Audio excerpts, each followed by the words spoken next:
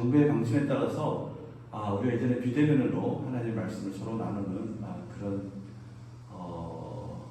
환경이 되었습니다. 그러나 분명히 이러한 사정들도 하나님께서 섭리 가운데 분명한 계획이 있을 줄 믿습니다.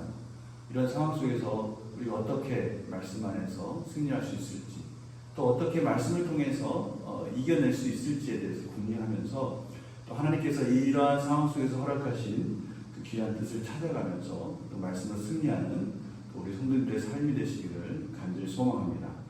우리가 금요기도회를 시편을 통해서 어떻게 하면 우리가 하나님 앞에 더 가까이 갈 수 있을까? 어떻게 하면 하나님이 원하시는, 또 하나님 기뻐하시는 삶으로 살아내며 기도할 수 있을까? 라면서 같이 연구하면서 같이 말씀을 나누고 있습니다.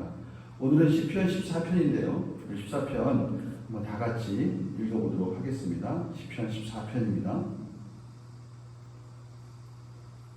시편 14편 제가 읽도록 하겠습니다.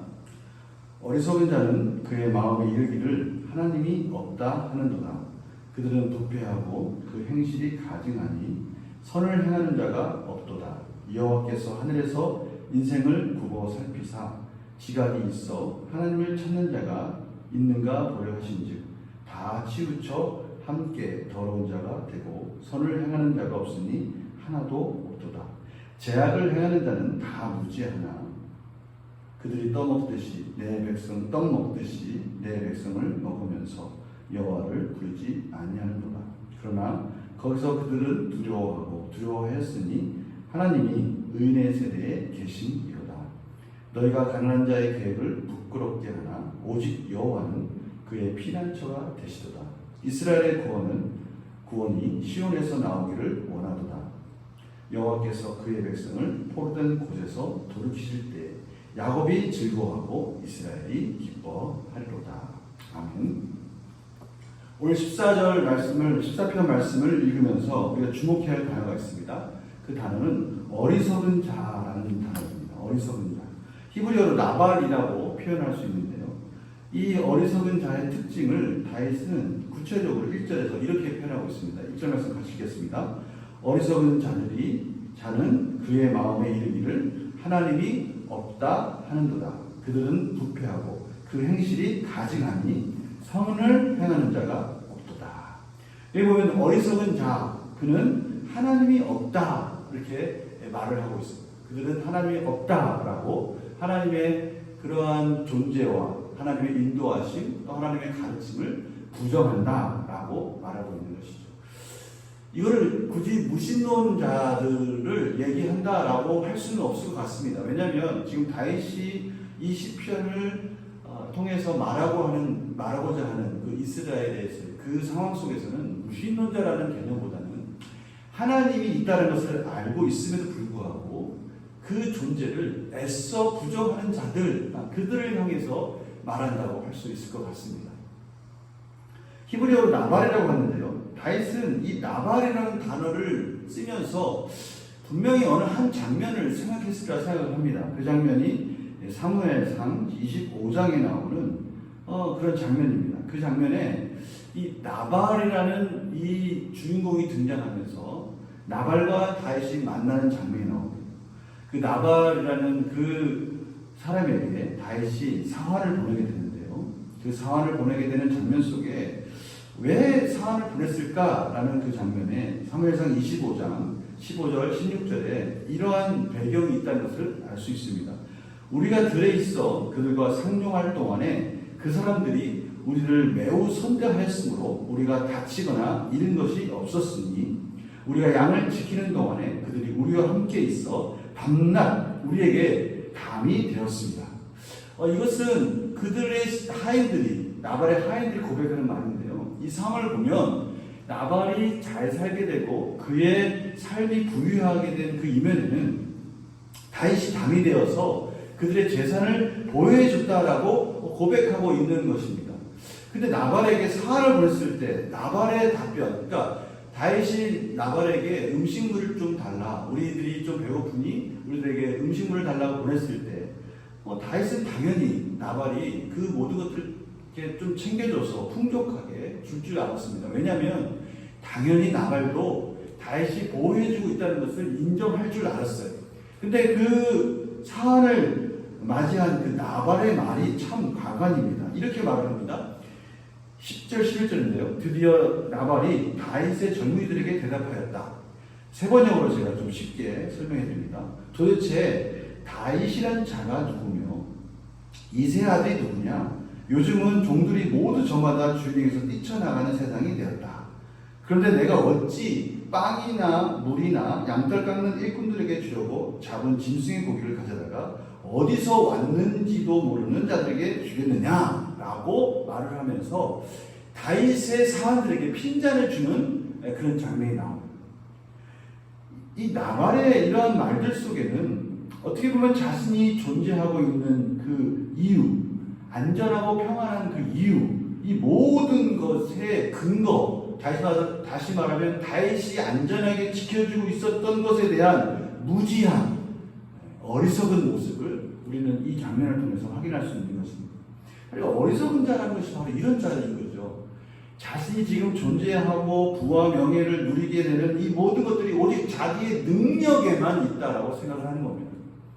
그 나머지 것들에 있어서 다른 어떠한 그 영향과 그 모든 근거와 그 모든 과정과 그 내용들에 대해서 너무나 무지한 자를 말하는 겁니다.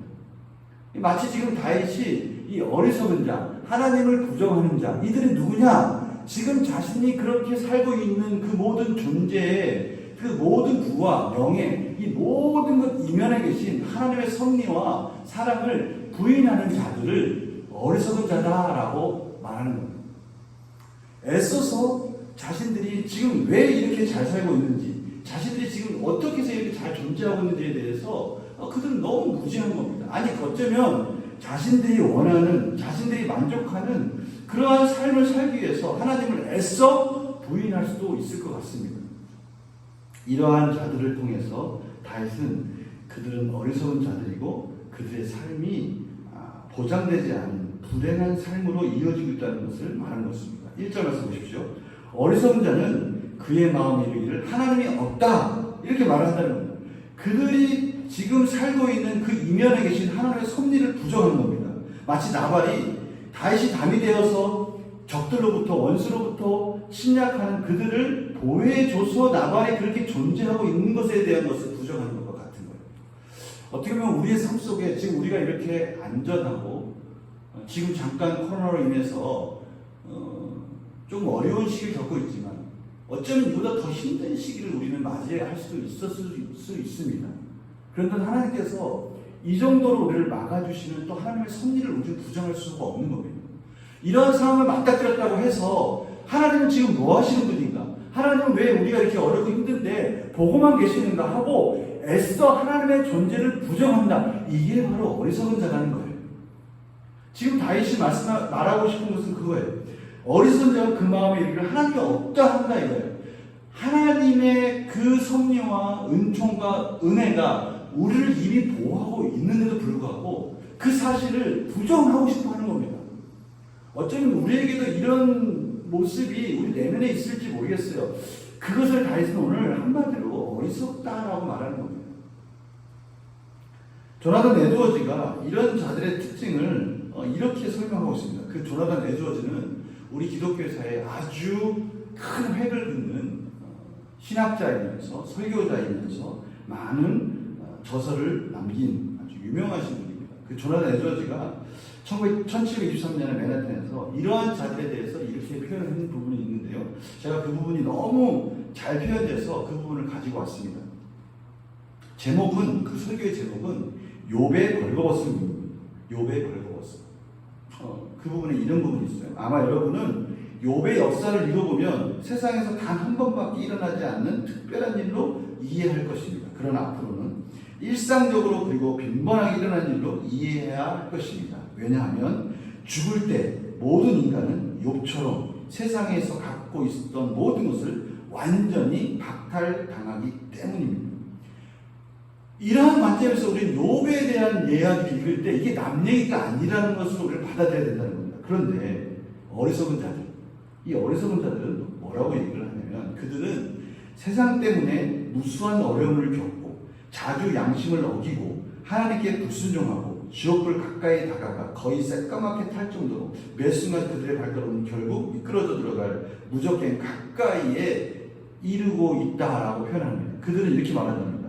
그들은 세상 것을 약간이라도 얻게 되면 마치 죽음이나 다른 어떤 것으로나 그것을 절대로 상실하지 않는다고 확신할 수 있는 것처럼 그렇게 즐겁게 사는 자들이다. 한치 앞도 내다보지 못하고 그들의 죽을 운명에 자기들이 그렇게 믿고 있는 것들이 다 박탈당하는 그때가 올 텐데 그것을 내다보지 못하는 이런 어리석은 자들을 지금 다윗은 지적하고 있는 것입니다. 우리 삶 속에 혹시 이런 어리석음이 갑자기 우리 가운데 들 수 있을지 모르는 그런 유혹이 있을 수 있어요. 우리 이런 부분을 오늘 잘 생각하면서 우리 시편을 같이 봤으면 좋겠어요. 그런데 이런 어리석은 자에게 마땅히 따라오는 것이 있는데 이런 어리석은 자에게 하나님을 경외하지 않는 자들에게 마땅히 따라오는 게 뭐냐? 오늘 말씀 1절에 보면 도덕적 타락이 따라온다는 거예요. 도덕적 타락. 제가 읽은 책 중에 좀 의미 있고 좀 감명 깊은 책이 하나 있습니다. 리딩으로 리드하라라는 책이 있습니다. 리딩으로 리드하라. 거기 보면 아주 유명한 일화가 하나 소개되어 있어요. 제가 아까 말씀드린 그 조나단 에즈워즈의 가문을 한번 추적해 봤어요. 조나단 에즈워즈는 그 당시에 아주 유명한 사람이었거든요. 영적으로 지적 수준이 아주 훌륭하신 분이었는데 그 후손에게 과연 이것이 어떻게 영향을 미쳤을까 하고 미국 뉴욕시 교육위원회에서 한번 조사를 한번 해본 겁니다. 그런데 그와 똑같은 상황이 있는 그런데 이 성경을 삶의 지표로 삼고 있는 조나단 에즈워즈와는 다르게 지적으로 인문 고전 독서에 힘쓰고 있는 이 조나단 에즈워즈와는 정반대에 사는 한 사람이 있었어요. 그 슐츠라는 사람인데 그는 성경에 대해서 무관심하고 또 인문 고전에 대해서도 문외한인 사람입니다. 이 슐츠와 조나단 에즈워즈의 그 가문을 그 뉴욕시 교육위원회에서 한번 5대에 걸쳐서 한번 추적을 해본 거예요. 과연 정말 이 성경의 진리가 어떻게 결과가 나타날까라는 것에 대해서 궁금해한 것입니다. 추적을 해봤는데요. 뉴욕시 교육위원회에서 두 가문의 후손을 5대에 걸쳐 추적해본 결과 조나단 에즈워즈의 후손은 896명이 출생을 한 겁니다. 그리고 슐츠의 가문은 1062명이 출생을 했어요. 조사를 한번 해봤어요. 그랬더니 조나단 에즈워즈의 가문 896명 중에 1명의 부통령이 나타나고요. 4명의 상원의원, 12명의 대학 총장, 65명의 대학 교수, 60명의 의사, 100명의 목사, 75명의 군인, 85명의 저술가, 130명의 판검사 및 변호사, 80명의 공무원이 나왔다고 합니다. 반면에 이 마커스 슐츠, 성경을 지표로 삼지 않고 성경의 고전을 읽지 않고 있는 여러 가지 고전에 대해서 문외한인 그러나 조나단 에즈워즈와 별다름 없는 그러한 위치에 있는 그가 남긴 후손들을 추적해 보니까요. 1062명의 그 후손들 중에 전과자가 92명, 알코올 중독자가 58명, 창녀가 63명, 빈민이 282명, 평생 막노동으로 연명한 사람이 460명이 나왔다고 합니다. 그러니까 미국 정부가 이 마커스 슐츠의 후손들을 위해서 무려 1억 5천만 달러의 국고보조금을 지원했을 정도로 아주 어려운 삶을 살았다는 것을 조사를 통해서 알게 되었습니다. 이거를 어떻게 보면 하나님을 경외하는 자, 경외하지 않는 자를 보편화시키기는 좀 어려울 수 있어요. 조사를 다 하지 않는 이상은. 그런데 이 결과를 우리는 무시할 수가 없는 겁니다. 이러한 결과를 통해서 나오는 이러한 많은 증거들을 우리는 부정할 수가 없는 거예요. 하나님을 경외할 줄 아는 자, 하나님 앞에 하나님의 존재를 인정하고 하나님의 은혜를 인정하는 자와 그것을 인정하지 않는 어리석은 자의 결과를 우리는 깨달아야 된다는 것입니다. 오늘 시편 1편이 바로 그 부분을 다윗은 말하고 싶었던 것이죠. 이 장면을 통해서 우리는 하나님의 이 어리석은 자에 대해서 한번 더 깊이 알아보고자 하는 그 하나님의 모습을 우리는 2절, 3절에서 우리는 확인할 수가 있습니다. 2절, 3절 한번 같이 한번 읽어보겠습니다. 시편 14편 2절 3절입니다. 다시 한번 읽어보겠습니다. 시작.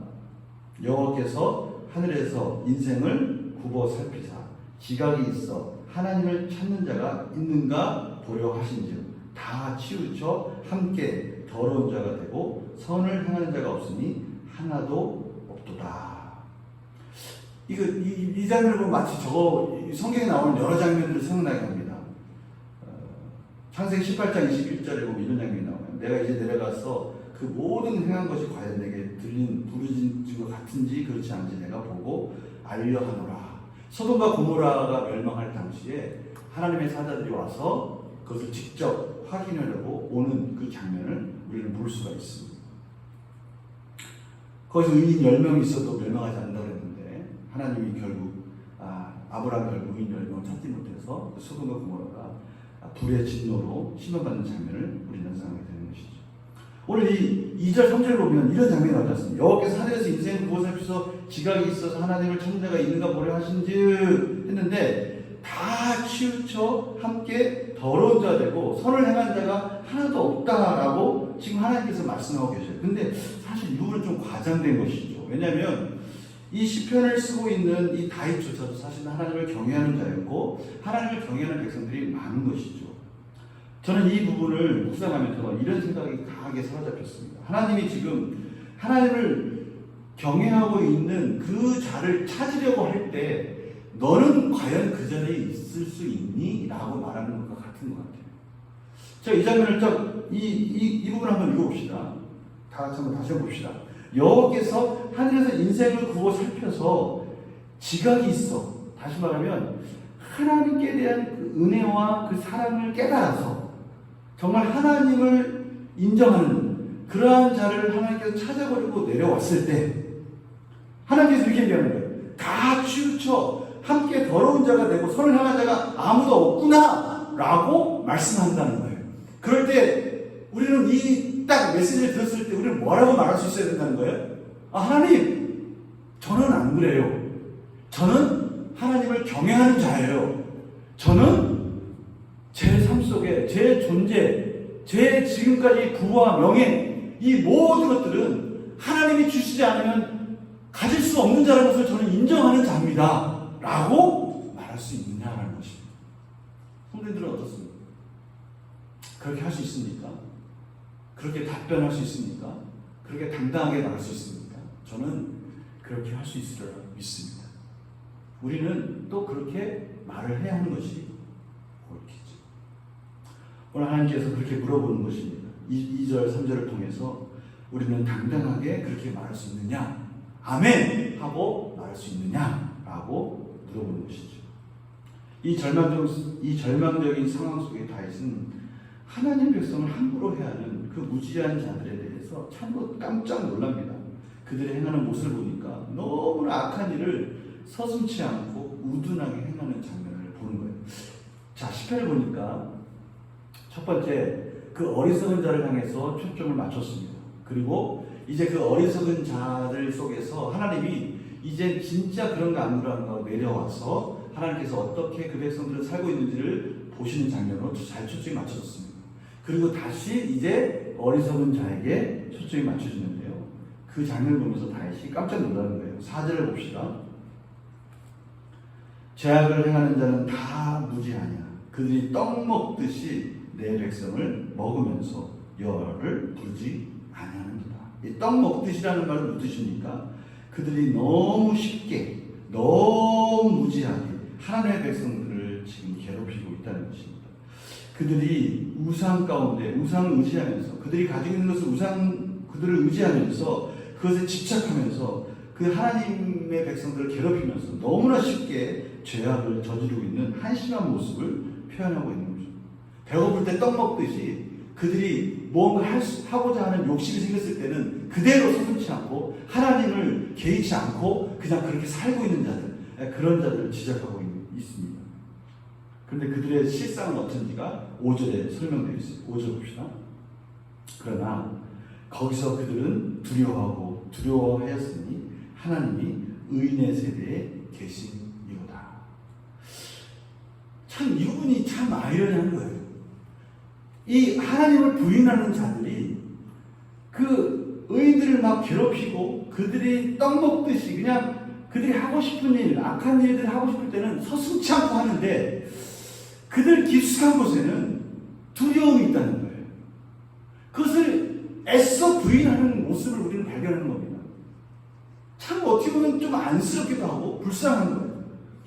차라리 하나님을 인정하고 그들이 겸손하게 하나님에 나왔을 때는 자유를 얻을 텐데 그들이 악한 일을 하면서도 악한 일을 떡먹듯이 그냥 일상생활 속에서 당연하듯이 의인을 괴롭히고 악한 일을 하면서 그들 이면에는 그 악한 일에 대한 심판에 대한 두려움이 있다라는 거예요. 참 불쌍한 삶을 사는 거죠. 신과 함께라는 영화를 혹시 보신 적 있으십니까? 신과 함께라는 영화를 보면요, 거기에 그 지옥에 대한 묘사들, 그 심판받는 내용들이 얼마나 그렇게 적나라하게 표현되어 있는지 모르겠어요. 저는 그 장면을 보면서 이런 생각을 해봤어요. 아니, 하나님을 믿지 않는 자들이 지옥을 묘사하는 장면, 하나님을 믿지 않는 자들이 그들이 사후세계에 맞이할 그 심판의 모습들을 어떻게 저렇게 구체적으로 잘 설명했을까? 우리 기독교인들은, 우리 믿는 자들은 하나님의 말씀을 통해서 그것을 알고 있지만, 저들은 어떻게 저렇게 적나라하게 표현할까? 근데 그 이면에 보면 이들이 그거를 두려워하고 있다는 것을 알 수가 있어요. 우리가 지는 이 죄가 언젠가는 심판을 받겠구나라는 것에 대한 두려움이 있는 거예요. 그 신과 함께라는 영화 속에 그 적나라하게 하는 그 표현들, 그 내용들 보면 자기네들이 저지른 죄만큼 아주 적나라하게 그 대가를 치르는 것을 봅니다. 그들은 그걸 부정 안 하는 거예요. 어떻게 보면 그들 안에 있는 하나님을 부인할 수 없는 마음들이 두려움 속에 그들을 휘어잡고 있다는 것을 보여주는 겁니다. 그런데도 그들은 하나님을 부정하는 어리석은 삶을 사는 것을 보는 거예요. 반면에 우리는 그 하나님을 인정하고 그 하나님 앞에 겸손하게 하나님의 은혜를 구하는 자가 있다는 것에 대해서 감사하는 삶이 되어야 됩니다. 너무나 감사한 거예요. 우리는 죄로부터 구원받는 예수 그리스도를 만났지 않습니까? 이제 예수 그리스도의 그 보혈의 십자가로 인해서 이젠 죄 가운데 심판받는 두려움이 사라졌어요. 그리고 예수 그리스도로 말미암아 이제 하나님이 우리에게 주신 그 은혜, 그 축복의 통로를 우리는 충분히 이해하는 삶으로 살아가고 있어요. 우리는 이제는 어리석은 자가 아닌 거예요.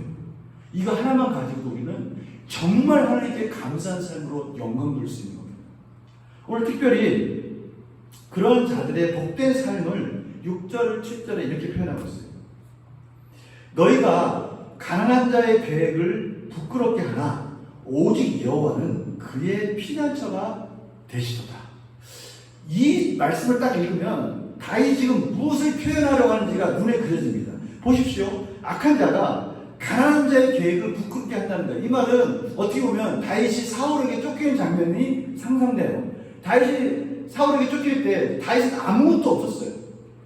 그가 넉넉하게 뭘 가지고 있는 자가 아니었어요. 어찌면 사울이 다윗을 3,000명을 이끌고 왔을 때 그는 굳이 할 수 있는 방법이라면 굴에 숨을 정도? 이 정도밖에 할 수 있는 자가 아니었어요. 너무나 가난한 자였어요. 그런데도 불구하고 하나님이 그 넉넉하게 가지고 있는 그 사울의 집요한 그 쫓는 모습 속에 다윗을 숨겨주고 있는 부분들을 발견하게 됩니다. 잘 아시죠? 우리 성도들도 잘 아실 거예요. 다윗이 굴에 숨었을 때는요, 사울이 용병거로 들어오는 장면이 우리를 만나게 됩니다. 그 광야에서 도망칠 때는요, 그 다윗을 잡지 못하고 그가 한가하게 그 3,000명과 같이 누워있는 장면을 보게 됩니다. 다윗이 충분히 사울을 죽일 수 있는 환경까지 하나님께서 만들어주신 장면을 보게 되는 거예요. 그런데 다윗은 사울을 해하지 않습니다. 왜냐하면 다윗은 알고 있었거든요. 진정한 삶의 주권자는 누구인지, 내가 지금 이렇게 살고 있는, 내가 이렇게 살 수 있는 은혜를 베풀어 주시는 분이 누구이신지. 다윗은 어리석은 자가 되고 싶지 않은 겁니다. 다윗은 하나님의 은혜를 인정하고 나의 존재 가치를 인정하고 나의 모든 생명의 근거이신, 나의 모든 담이 되어주시고 나를 안아주시고 피난처가 되어주시는 하나님을 다윗은 알기 때문에 그분 앞에 함부로 행하지 않고 사울을 살려보냅니다. 이 장면이 마치 6절 말씀을 보는 것 같아요. 너희가 가난한 자의 계획을 부끄럽게 하나. 어떻게 보면 가난한 자들이 막 도망다니는 게 부끄러운 것 같아요. 우리가 어떻게 보면 세상 속에서 악한 자들이 우리를 막 괴롭힐 때 기도만 하고 있는 우리 모습을 볼 때 그들이 아이고 너희들 그렇게 해가지고 문제가 해결되겠어 라고 말할 때 그 장면이 부끄러울 수 있어요. 많은 사람들이 온갖 방법으로 자기들이 원하는 그 모든 방법대로 그들 나름대로 잘 살겠다고 열심히 달려갈 때 우리는 가난한 자가 되어서 하나님의 은혜를 구하는 그런 연약한 자가 되어 있을 때 그들은 우리를 볼 때 우리가 하는 그 방법들을 참으로 부끄럽다고 말할 수 있어요. 그러나 다윗은 그 장면에서 절대 부끄러운 자가 아니라 하나님께서 피난처가 되어주신 것을 경험한 것입니다. 우리의 삶도 그런 놀라운 은혜를 경험하는 그런 삶인 줄 믿습니다. 낭망하지 않고 우리가 비록 그들이 우리를 부끄럽다고 말할지라도 우리는 당당하게 하나님을 아는 지혜로운 자라는 것을 선포하는 우리의 삶이 되시기를 간절히 축원합니다. 7절 말씀에서 그래서 다윗은 이렇게 이 시편을 마무리했습니다. 이스라엘 구원이 시온에서 나오기를 원하도다. 시온은 하나님이 계시는 곳입니다. 그곳에서 하나님의 구원이 나올 것이고 여호와께서 그의 백성을 포로된 곳에서 악인들이 잡고 있는 것 같이 악인들이 영원히 의인들을 괴롭히는 것 같이 그러한 곳에서 돌이켜서 하나님의 구원해 주실 것인데 그때 즐거워하고 이스라엘이 기뻐할 것이다 라고 하나님께 대한 소망으로 이 시편을 마무리 짓고 있습니다.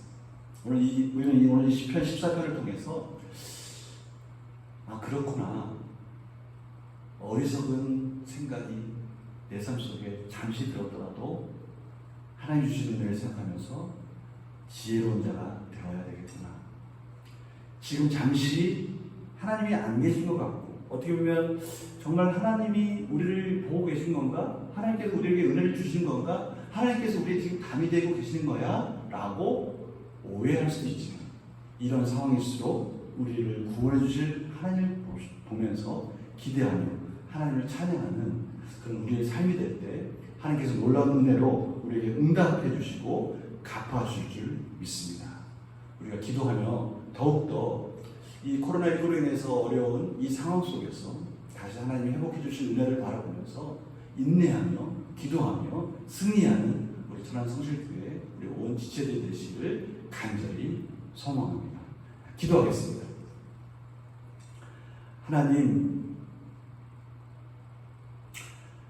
어리석은 자들이 기독교에 대해서 많은 비판을 가하고 있습니다.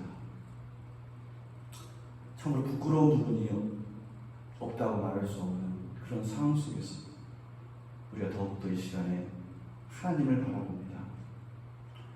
지금의 상황은 참으로 어렵고 힘들지라도 우리에게 지혜를 주시고 능력을 주시고 피할 길을 주시고 피난처가 되시는 하나님을 다시 바라봅니다. 우리가 이제는 말씀을 통해서 기도를 통해서 다시 회복해 하여 주시고 구원해 주실 하나님을 바라보면서 우리의 믿음이 다시 굳건한 말씀의 반석 위에 세워지게 하여 주시옵시고 서로가 손을 잡고 기도하는 날이 올 때까지 우리 각자의 처소에서 최선을 다하고 담이 되어주시고 피난처가 되시고 구원자가 되시는 하나님을 바라보면서 승리하는 삶이 될 수 있도록 인도하여 주시옵소서. 말씀을 붙들게 하여 주시고 기도를 멈추지 않게 하여 주시고 반드시 구원해 주실 하나님을 바라보며 우리가 기대하며 기도의 삶을 이어가게 하여 주시옵시고 그날이 되었을 때 그 구원의 날이 되었을 때 우리 모두가 기뻐하며 감사하며 역시 하나님께서 우리의 능력이 되어주셨다라고 찬양하며 기뻐하는 날이 속히 올 수 있도록 인도하여 주시옵소서. 감사드리며 예수님의 이름으로 기도드립니다. 아멘.